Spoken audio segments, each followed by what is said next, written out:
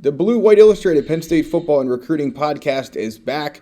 We are getting closer to the start of the 2021 college football season, which makes it as good a time as any for Ryan Snyder, David Eckert, and me, Greg Pickel, to talk a little bit of gambling as we get close to the 2021 season getting underway. We're going to cover a lot of ground here today, from Penn State to the various conferences, of course, the Big Ten and across the Power Five. We're even going to talk a little bit of Heisman later on in the show. Guys, I guess let's start here before we dive into the Penn State specific part of the show. Dave, I'll start with you, then go to Ryan. When you did your research for this show, anything really jump out at you, either Penn State related or just college football related, as you looked at some of the odds around the country?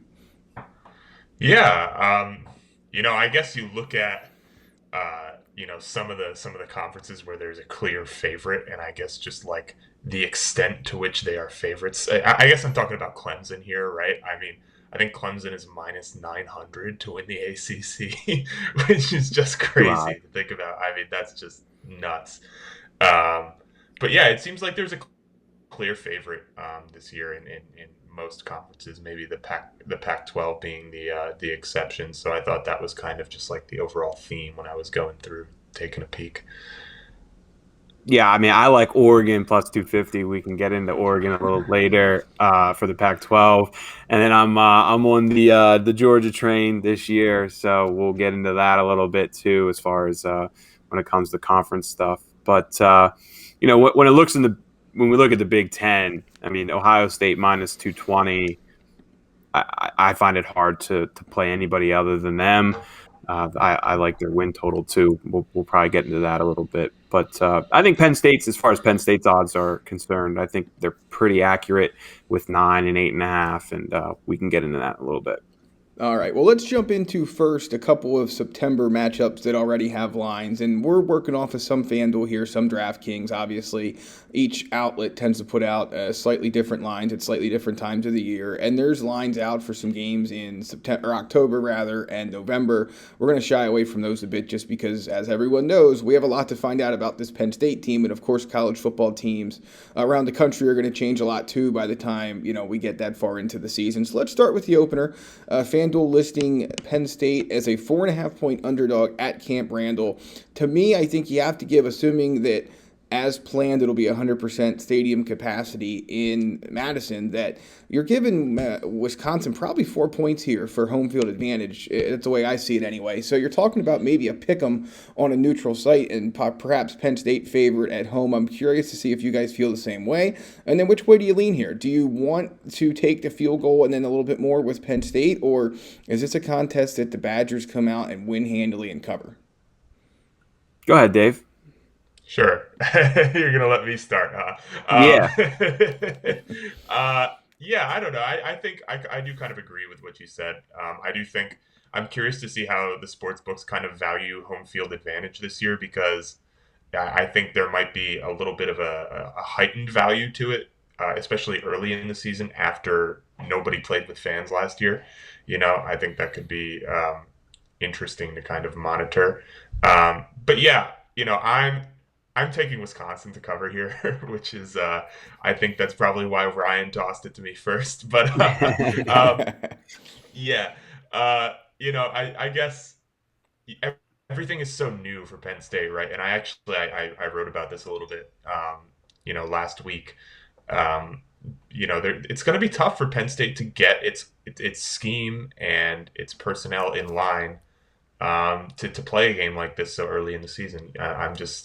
I'm not crazy optimistic about this game for Penn State. If it was later in the season, maybe I would be, but I don't see them covering here.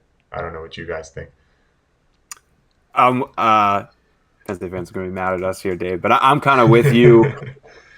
Look, it's simple for me. Well, it's not simple. It's actually not. It's complicated because I've gone back and forth on this a little bit. But when I watched Wisconsin last year, obviously they were ravaged by COVID and whatnot. But I think they got a real good quarterback now. I think they have a good running game. Obviously, they always do.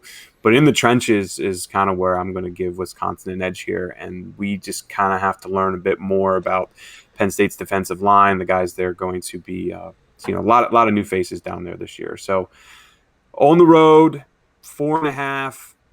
I kind of right now, if I had to play it, I would lean towards the Badgers. But talk to me on August 28th, and maybe I'll probably write a different predictions because it's the beginning of the year, and I don't want to be that guy. But right now, that's a hard spread for me to take with 4.5. I think Wisconsin can win that game by 6.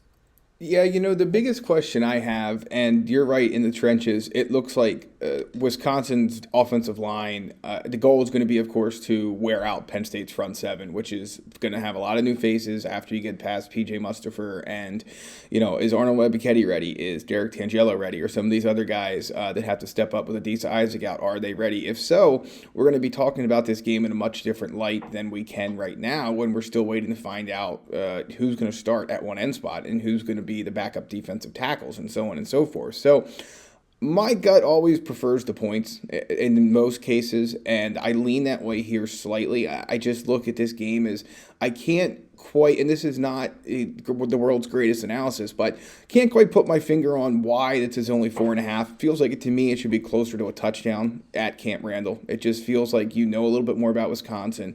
We don't know a lot about Penn State. I know the new offense is exciting, and people want to believe that can light up the scoreboard, and maybe it will, but it feels like this line should be closer to a touchdown, and I just wonder if there's something we don't know about Wisconsin, if there's something we're overlooking, if there's some part of that program that maybe the folks who do what we do out there or the fans who listen to shows like this in Wisconsin maybe look at this program a little bit differently than we are right now from afar. So give me the points in this one with Penn State, and we'll see how things play out. Obviously, there's a lot of questions here to answer. It could easily be a blowout, but we'll see.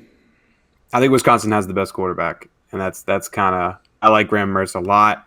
He was kind of, held back a little bit last year, but little bit that he did show, I see potential there. There's a lot of growth still, too, on his part, and I just don't know what we're going to get with Clifford. We'll see what happens. But that's kind of my gut. I just give me the two quarterbacks, I'd take Graham Mertz. No offense, Sean, if you're watching this. Dave, let's move on to Auburn, where Penn State's been listed as a 7.5-point favorite. It will be the second home game at Beaver Stadium in 2021. The first, of course, Ball State a week earlier. When we talk about things that are new, Auburn, just like Penn State, has a lot of new things going on down there, and they're trying to get brand new coaching staff and the players up to speed before kickoff. Obviously, a tough trip to State College and what we're expecting to be a packed Beaver Stadium. Is 7.5 too high, too low, or just right? No, I think, I think it might be a little bit too low, to be honest. I guess I just don't think Auburn's very good. If I'm betting this, I'm taking Penn State here. It's the whiteout obviously is I guess it's a little bit difficult to quantify when you're talking about a point spread, but that's something that matters here. And again, I just think Penn State is a better football team than Auburn. Auburn just kicked off, or I don't know if they kicked them off, but one of their 2-year starters at defensive tackle is no longer with the team. That's the news from last week. And they weren't very good last year, Right. Whereas, you look at Penn State last year, they went 4-5, but, they outgained their opponents by over 100 yards per game on average. So, again, you're a little bit more optimistic about a team with that kind of statistic behind it bouncing back. I think Penn State's better than Auburn. I don't really think it's close, to be honest. The Wisconsin game, if you asked me if I was going through and I'm actually making bets, I don't think that's a bet that I would make. I wouldn't make that Wisconsin bet. But if I were, making bets, this is one that I would make. I would feel comfortable about this.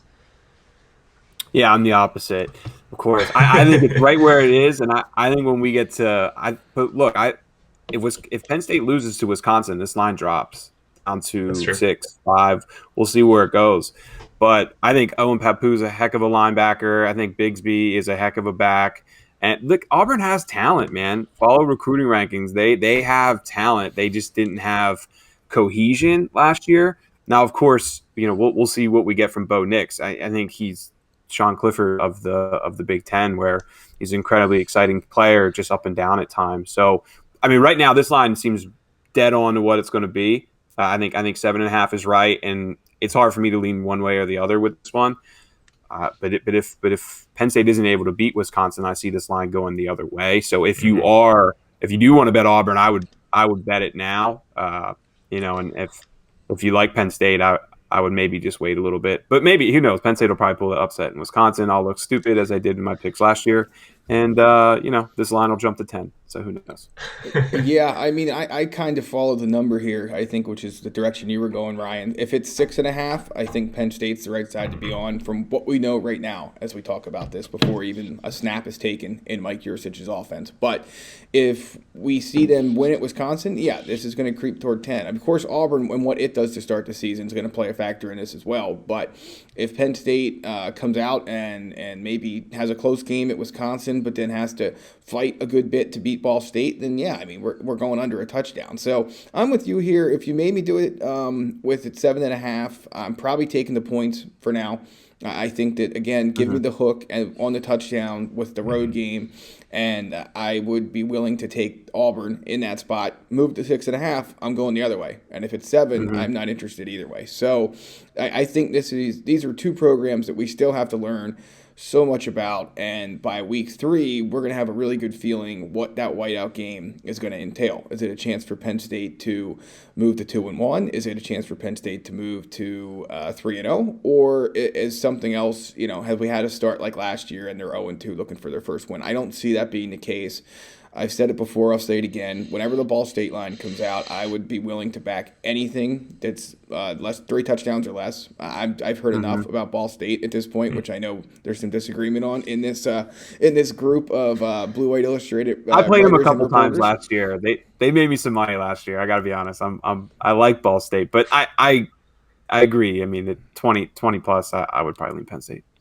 So, like we said, there's some other game lines out there. Obviously, Penn State expected to be favored at this point in time against Indiana at home, against Michigan at home, underdog at Ohio State on the road. None of this is a real great surprise. But, guys, when you look at the win total, and Penn State should be favored, I think, in probably at minimum 7 to 8 games this year, which falls in line with the fact that their win total opened at 8.5 across the board, has clicked up to 9 in some spots. I did see a couple 8.5 still out there, and you're paying a little bit more to get under 9. Dave, I guess we'll start with you, then go to Ryan. If you're looking at this win total right now, it really plays off of your season projection, right? So if you think Penn State's going to be 9-3, you're looking for that over 8.5 somewhere out there, and you want to grab that. If you're thinking something worse, you better find that 9 and lock it in. Yeah, definitely. And the places where we looked before we recorded this have 9, right? 9 even. And that's something I'm comfortable taking the under on, to be honest. 8.5, I don't think I would make that bet, but 9. I mean, you look at some of the road games that Penn State has to play this season, right? They have to go to Wisconsin, they have to go to Iowa, they have to go to Ohio State, and those, I think, as of right now, are the 3 games that they are underdogs in as of right now. So again, it's tough for me to see them winning any of those games. Could they win 1? Probably. But again, then you're still looking at them winning every single game that you expect them to win in order for you to lose your money, right? So I just think 9 is safe. I like the idea that I get the push there if they do win 9, because I think that they could, but I don't see them winning 10. Yeah, the real debate is just over or under 8.5. I think 9. If you get 9, you have to bet under. I don't think you can bet. I don't see Penn State winning 10 games this year. I don't see them beating Ohio State. Iowa romped them last year. Wisconsin's going to be hard. And look, I mean, Penn State's been known to have one or two of those throwaway games where they don't come to play. Last year, Maryland, for example, they've had others in the past. So DraftKings, for example, they have over under 8.5, and it's over 8.5 at -125. I know we're mainly using FanDuel here, but if you are going to play Penn State and the over this year, I would get the DraftKings and hit it soon, because a lot of these are going from 8.5 to 9. So if it's 9, I think you have to play under, and I believe 9 for the under is pretty kind of heavily juiced, -130 to -145 range. Yeah. And then, like you said, if you're going to play the over, then I know many Penn State fans here are watching this, so they're going to want to play the over. I would get to DraftKings and check it out. Right now, the over is -125 at DraftKings. So look, this is an 8 or 9 win team, in my opinion, from what we saw last year, from what we know comes back.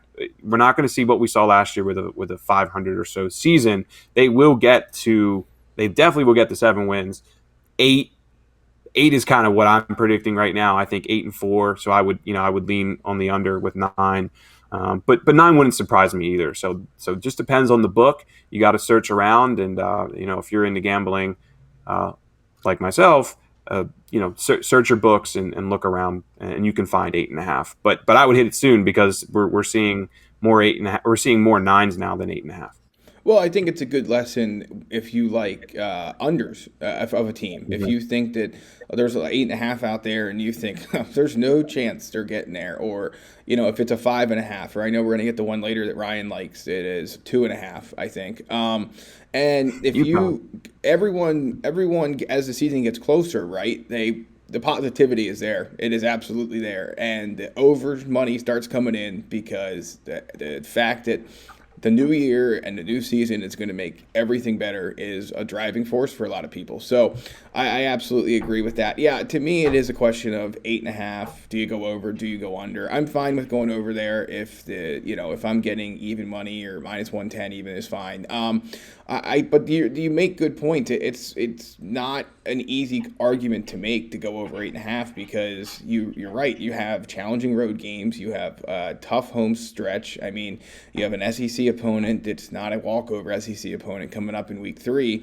I mean, you have a Ball State team that I don't think is going to be the challenge that a lot of people think it is for Penn State. But at the same time, it's a MAC contender. It's not one of those MAC programs where you can just assume Penn State shows up, rolls the ball out there, and as long as the blue buses make it from the hotel to the south end zone gate, they're going to win by 25, 30, 40, whatever.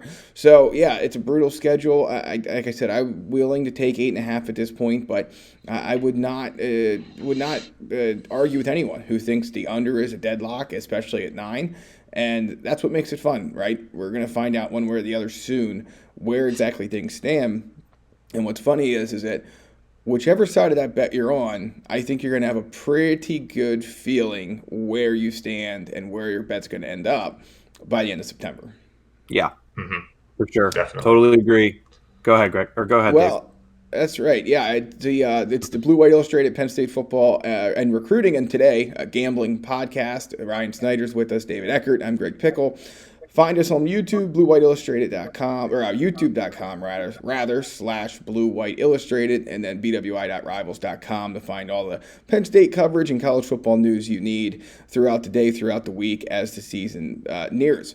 Okay, so Ryan teased this part of the show a little bit earlier in the recording, but when we look at the Big Ten odds, obviously Ohio State has long been a favorite in this conference, and that is the case again this year. I'm going to flash them up on the screen if you're watching us on YouTube.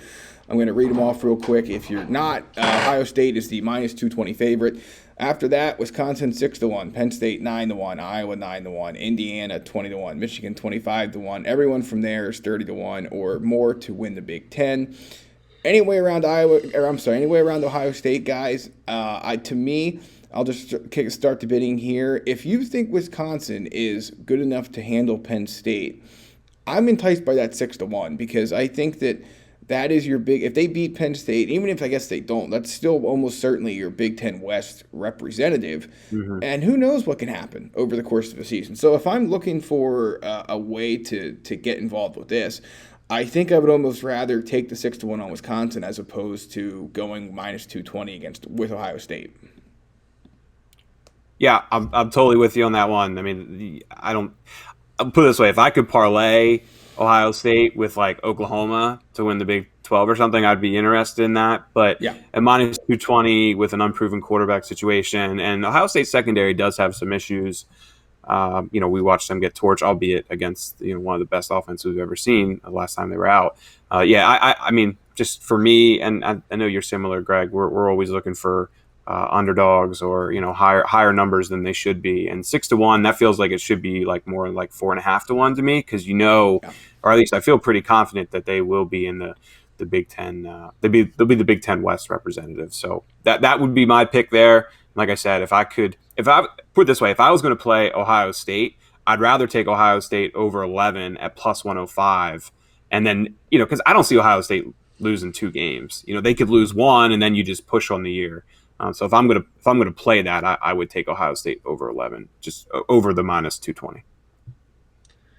Yeah, I'm going to take a little bit of a different angle on it too.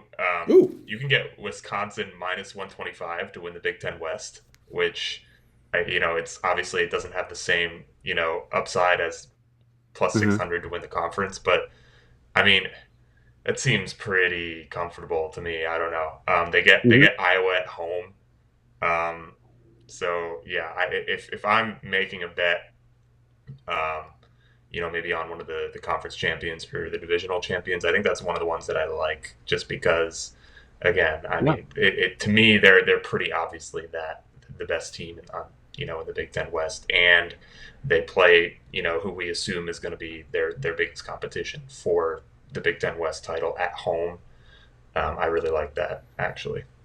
Yeah, me too. I think that's caught my eye and ear. And if you hear the rattling of keystrokes while we're recording the rest of this, we'd probably be trying to log into FanDuel or DraftKings to place that before it goes away. But yeah, no, I think that's a good way to look at this. I mean, obviously Ohio State, it also has questions to answer, but it also has so much talent that it's just expected that they will answer them year in and year out. Let's move on to the SEC. So obviously Penn State faces an SEC opponent this year in Auburn. The conference, just like the Big Ten, I'm going to throw the odds up, has always run through Alabama of late. They are minus 160 to win the conference. Georgia plus 190, and then everyone else from there is double-digit odds. I'll just give you a couple. Texas A&M 12-1, Florida 18-1, LSU 25-1. Everyone from there is 30-1 or more, including the Fighting Will Levises, who check in at Kentucky, of course, at 60-1. Auburn 50-1, just out of curiosity.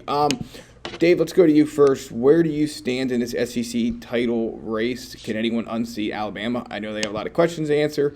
Bryce Young has made apparently $1 million in endorsement deals. Where do they go from here? They go to the bank. But I guess, just generally, like, I'm kind of probably avoiding this if I'm, like, actually betting money. But if you're going to make me pick somebody, I'm going to pick Alabama, right? I don't think the upside. Yeah, right. I don't think the upside with Georgia there is big enough to get me to do it. I know Ryan disagrees, but I just I know that Alabama's losing a lot. They're going to be maybe a little bit more inexperienced than they usually are, but does that ever really matter for Alabama? Like I don't know. So I'm probably avoiding it. But for the sake of this podcast, I guess I'll pick Alabama. I know Ryan has some strong feelings here. Yeah, I mean, Alabama's Alabama. They reload all the time, whatnot. They have a freshman quarterback this year who obviously is very good, and I expect him to be great, but there will be some bumps in the road. They lost 8 players in the first 40 picks of the NFL draft. That's a lot of talent to lose. I'm sure there's others I'm not even aware of. I remember, I think Barmore was like pick number 38 or so, somewhere in that some ballpark. Of course, Waddle, Surtain, Devontae Smith, Mac Jones, Alex Leatherwood, Najee Harris, Landon Dickerson. I mean, there's so much talent there that they lost. And yes, I know they will reload, but Georgia brings back a lot.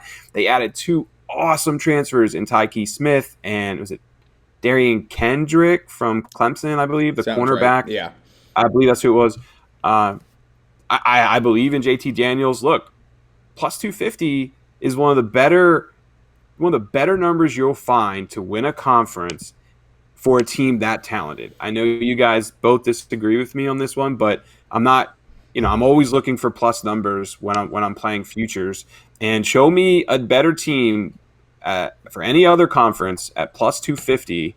Well, excuse me, and let me clarify one thing. They were plus 250 on Fox Bet. I believe on FanDuel they're down to like minus 190 now. Most others are 200. What is it? What did you plus put up there, 190 Greg? was. Yep. Yeah.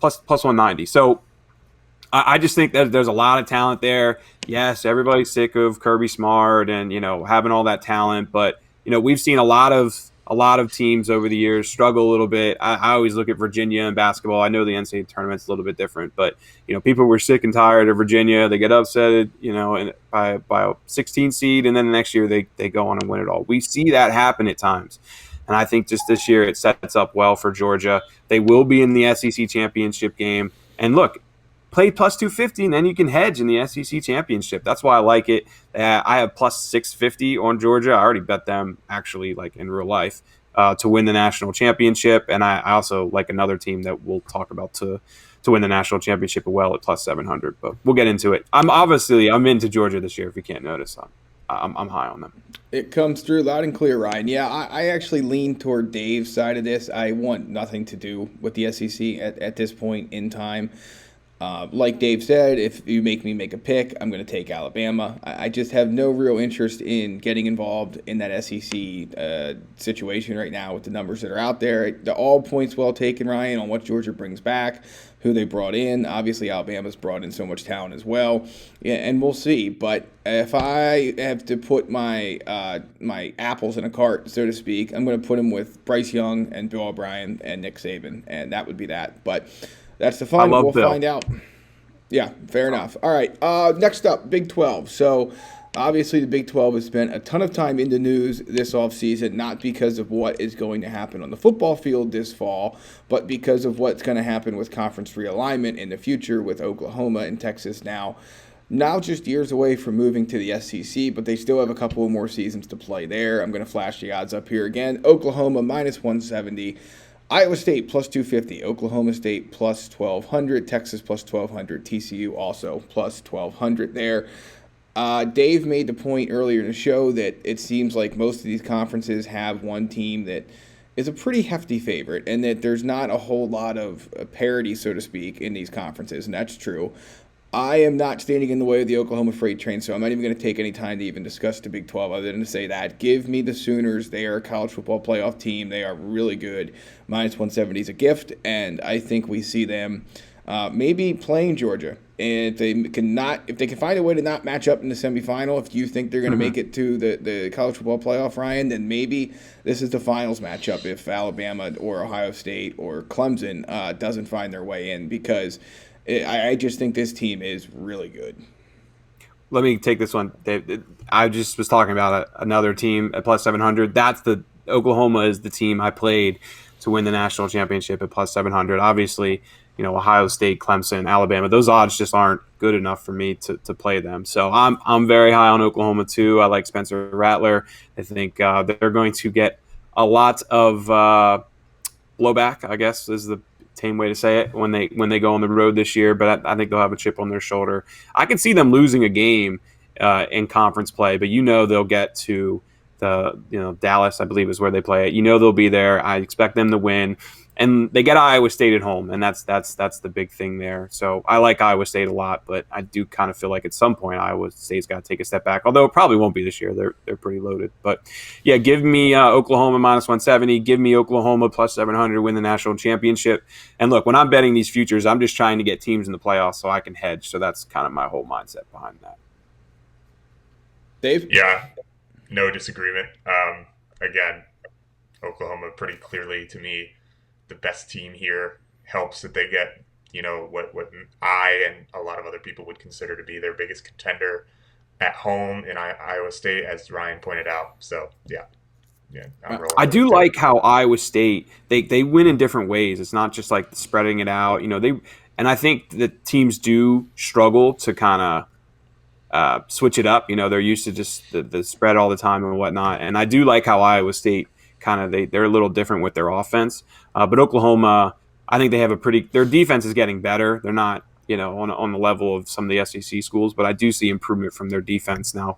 I think the defense will be fine in the Big 12. It's when they get to postseason play where they usually get exposed. But go Sooners. Let's move on to the ACC, another conference I don't think we're going to have to spend a terrible amount of time discussing. Clemson is the prohibitive 1-9 favorite.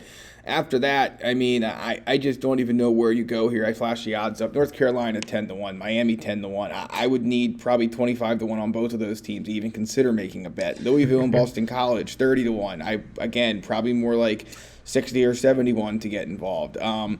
NC State, Virginia Tech, Wake Forest 50-1, Pitt 60-1, Florida State 60-1. Everybody else is over 100-1. I mean, either take your season-long budget and just put it on Clemson and move on, and don't watch anything but Clemson and Penn State games, or just avoid this. I just don't see any good reason to get involved and back any of these teams here, guys. Either one of you find something you're interested in? Go ahead, Dave. Sure. No. At least not in the.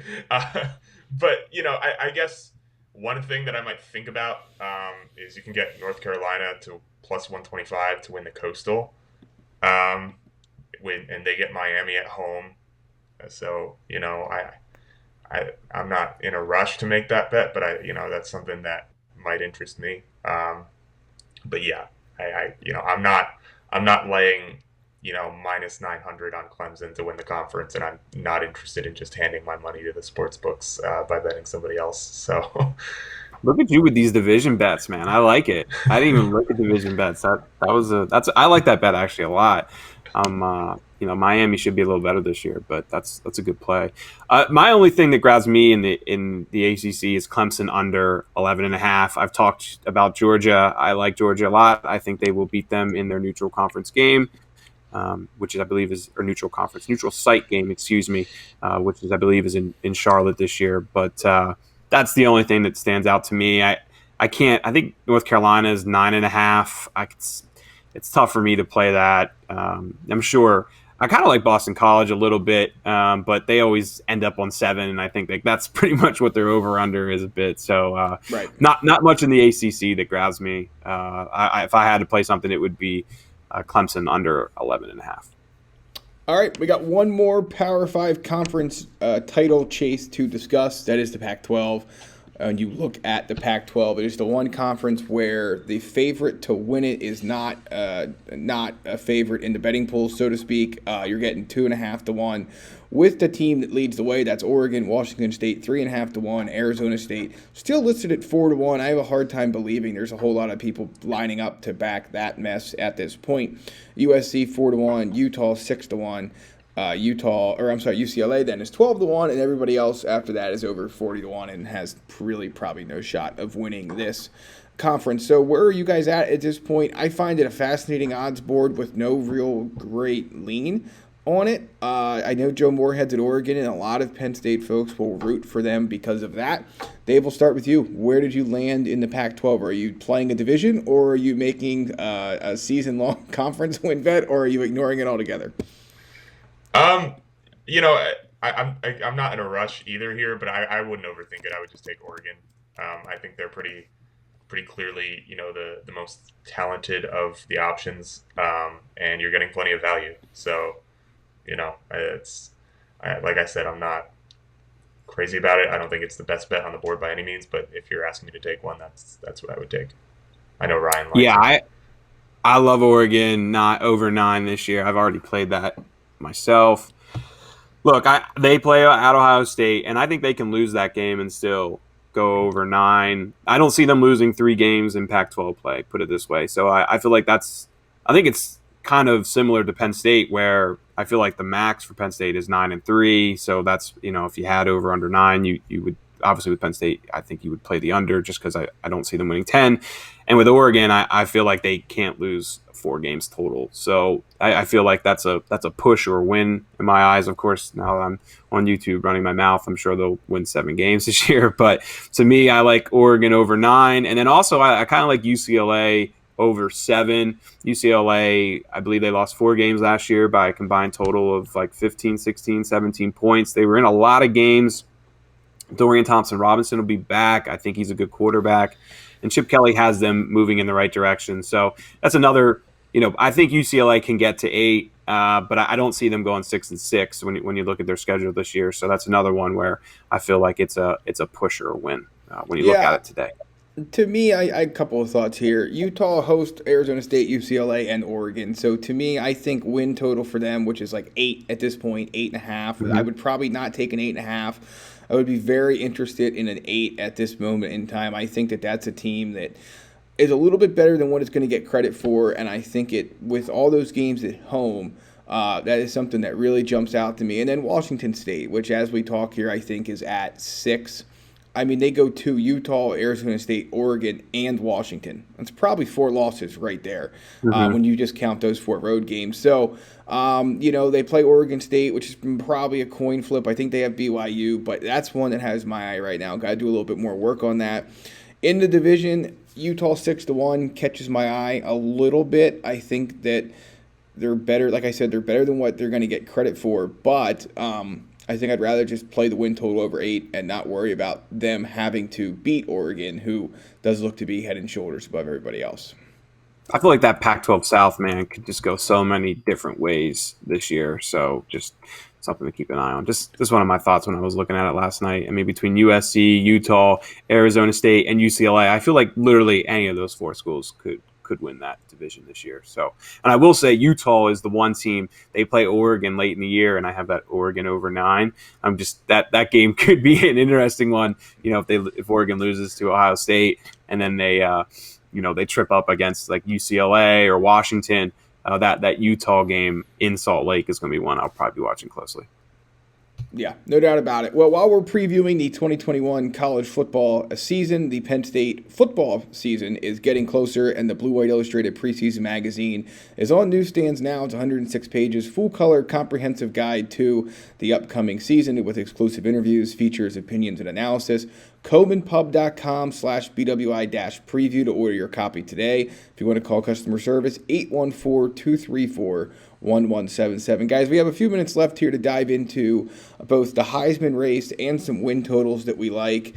Let's start with the Heisman. Obviously, every year this odds board kind of goes a little bit crazy after the first week of the season. But if you feel good about a breakout pick and you can get in on the ground floor, you could be very handsomely paid by the end of the year. So I just put it up there on the screen. Oklahoma Spencer Rattler, 8-1, the current favorite. There's a lot of quarterbacks on this list, of course. There's a lot of guys who most fans are familiar with, a couple who might be someone that could jump out down the road during the season. Sean Clifford's listed at 50-1 to win the Heisman. I think that's a tiny bit low, but hey, if he thrives in Mike Yurcich's offense and Penn State goes into October at 4-0 with Indiana on deck, that's going to be lower than 50-1. And do I think he's going to win the Heisman? No, of course not. But it's the crazy world of college football. I think 50-1 is light right now, but it will not be that so if you are bullish on them beating Wisconsin at Wisconsin and beating Auburn at home while also handling Ball State and Villanova, then I think you might want to give that some consideration. And so we'll see. Like I said, I wouldn't be. But if you think that that's the case, maybe something to think about. Dave, starting with you, anyone jump off this board to you as a must-back for the Heisman before the season even starts? To be honest, this isn't the type of bet that I would usually make, but I think plus 800 for Spencer Rattler is like a little bit low. I'm actually looking at a different sports book right now that has him at plus 550. So, maybe if you're a FanDuel regular or someone who is interested in that, that might be something that you would take. Again, I think maybe a guy like Sam Howell is another guy that I might be interested in. But yeah, I think I'm probably not going to overthink it. Spencer Rattler is because, you look at Oklahoma's offense, right? And, even if he's not, as good as some of the other quarterbacks, the numbers are going to tell you that he's better than some of the other quarterbacks just because of how that offense usually operates. So yeah, that's the favorite is my favorite pick there for sure. JT Daniels, right? I'm on the Georgia train, right? I gotta mention him. He wouldn't be my first pick though. I would actually kind of lean more towards Sam Howell. I think if Sam Howell can somehow upset Clemson, He'll be in a pretty good spot there. They should win at least. I can't. I was talking earlier how it'd be hard for them to win 10, 11 games, but if they can upset Clemson, that's how you do it. Aside from that, yeah, Spencer Rattler. I mean, I like Derek King a little bit as a player, but I don't see him taking them that far. Yeah, probably just JT Daniels, maybe. I don't know. Probably Sam Howell. That'd probably be the only one for me. Maybe Spencer Rattler. And then at plus 800, Dave, that's actually not a bad number. Like you said, there are lower ones out there. So I'll go with Sam Howell. It's a really interesting conversation because I think he makes sense. I think not overthinking things on the Spencer Rattler front certainly makes a lot of sense. But the other thought I have here, and I'll put these odds up one more time, is if you think that C.J. Stroud's going to win the Ohio State quarterback competition and you think that Ohio State is going to the playoffs, 16-1 on the starting quarterback for the Buckeyes is not a bad price to be holding. So I know that they haven't figured out the quarterback situation there yet, and I know that no one has jumped out at the coaches yet, according to what Ryan Day's been telling reporters, as it relates to separating himself for the job. So if C.J. Stroud's not the starting quarterback, obviously you can burn that ticket up and the money that you used to get it. So just something to consider, though. I'm going to be keeping an eye on that race. I probably will have an Ohio State ticket on whoever the starting quarterback is for the Heisman, just because, again, when you look at their schedule, when you look at what they can do in the Big Ten, there's a pretty darn good chance that quarterback is going to have a shot at the Big Ten title game and probably the college football playoff. And I know that that's not necessarily the end-all, be-all when it comes to being in the Heisman race, but it's certainly a part of the conversation because if you're winning enough to get to that point, you're probably putting up a lot of points. Obviously, Chris Olave and that receiving group is very good. Ryan Day knows how to mentor quarterbacks. So I guess that's more of my thought right now as I flash those odds up one more time is I'm interested to see who wins that job. I look at the rest of this board. I'm not even going to try and pronounce the quarterback from Clemson, but 11-1 on him. DJ, there you go. Thank you. 11-1 on him. Not bad odds, of course, but not interesting enough to me. That the Ohio State quarterback and 16-1, whether it's Stroud or a little bit more on somebody else, I think is where my head's at on the Heisman race entering, the tail end of the preseason here. We're getting closer and closer to kickoff with each passing day. So that's where I'm at now. All right, let's wrap it up here. The Blue White Illustrated Penn State football and recruiting show and college football gambling show today. We're talking all the conferences, the Power 5, where Penn State's win totals end up, where Penn State's wins and covers end up. And let's close it down with win totals that we like. You know where we stand on Penn State at this point. Ryan, I'll go to you first because I know you have some strong opinions here. Any win totals jumping off the board at you that you feel the need to have a piece of right now? Yeah, I kind of hit on a couple of them throughout the podcast, obviously. Oregon over 9, UCLA over 7 I like. If I had to play something in the SEC, it'd be Clemson under 11.5. But Oregon over 9 is the one I feel pretty good about. UCLA over 7, feel pretty good about. Ohio State over 11 is kind of the other one that I like. I don't see Ohio State losing 2 games. They haven't lost 2 games in the regular season for like a decade now. And I know they have a quarterback situation to figure out, but I feel like that's a push or a win. So if you can get it at 11 and not 11.5, and right now it's over 11 at plus 105 too, which is decent numbers. So I feel like that's another push or win. I've probably annoyed Penn State fans enough picking the under 9 and maybe Wisconsin earlier, but I kind of like Maryland over 5.5 too. I think the Terps can beat West Virginia. I think West Virginia's a little overrated right now when I see some of these numbers. They have Howard and Kent State. Those should be wins.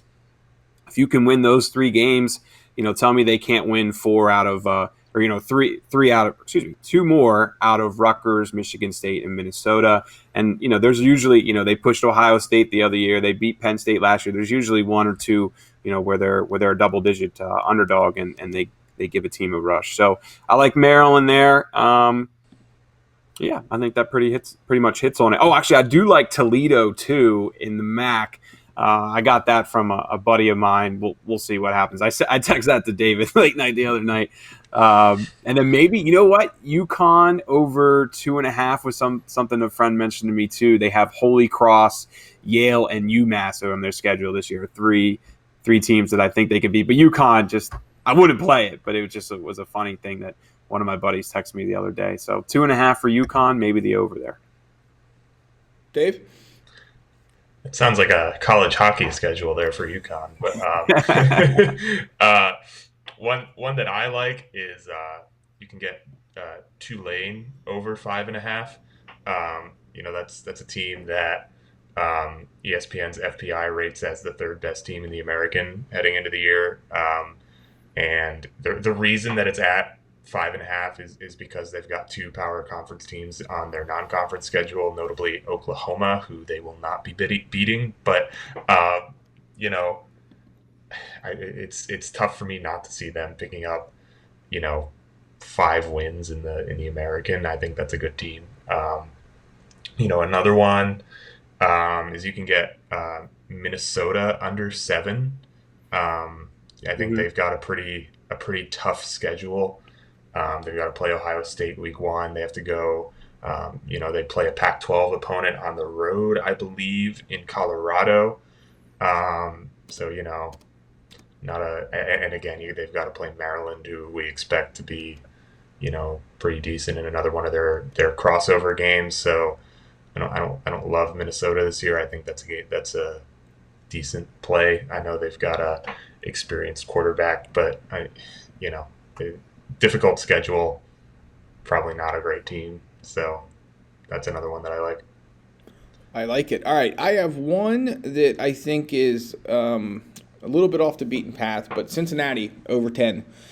They will have to beat either Indiana or Notre Dame and then sweep the conference schedule, which I expect that they will sweep the conference schedule. But they're going to have to beat one of Indiana or Notre Dame to get there, because I don't remember who they have a couple of walkovers that should not be an issue. But they have to win one of those games. I think Luke Fickell's a really good coach. I think that is my favorite win total. There's some other ones out there that have my eye, but I want to wait and see how things kind of play out. That's the one that jumps out to me as one that you can feel pretty comfortable with going into the season. Guys, anything else? Any final thoughts? We have a lot more to talk about, of course, both on this front. We're going to do some more discussions about all of this as the weeks unfold, and then once the season begins, we'll be all over it. But Ryan, final word as Penn State continues to march towards the end of summer camp and the start of the 2021 season, as do the rest of the teams we've talked about here today. Yeah, they'll be mad at me, Penn State fans, for picking under 9. That's or Wisconsin plus 4.5. No, one thing I'll just say is that this is something I want to do this season. I hope people are interested in it. All 3 of us enjoy following spreads and whatnot. I'm the degenerate. I'll admit it. I like betting baseball and betting football and whatnot. So I can't speak for you guys, but I enjoy this stuff a lot. I hope people are interested in it, and I'd like to talk about it a good bit throughout the season. So let us know if you guys are interested in this, and we'll go from there. Yeah, I think this is going to be fun. Sorry, Greg. Like you guys, I'm definitely into this kind of stuff. I spend most of my time with European soccer, actually. So college football is a little bit of a new thing for me. I think this will be fun. So I'm looking forward to it. All right. Well, he's Ryan Snyder. That was David Eckert. I'm Greg Pickel, and you have been listening to the latest edition of the Blue White Illustrated Penn State Football Recruiting and College Football Gambling Show. We'll be back next week with more. Check us out, bwi.rivals.com, and on YouTube, you can find us at youtube.com/Blue White Illustrated. We'll catch you next time.